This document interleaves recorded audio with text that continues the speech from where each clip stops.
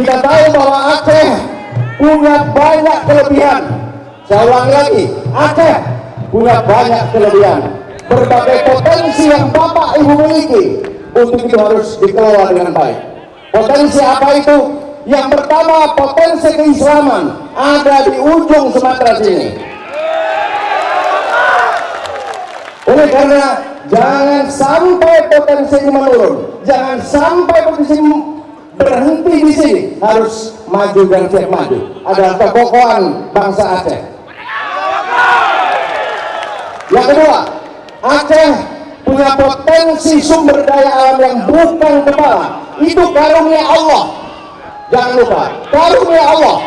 Punya laut yang begitu kaya, punya daratan perkebunan, punya daratan yang namanya sumber daya di bawah tanah, dan lain sebagainya. Oleh karena butuh pemimpin yang hebat.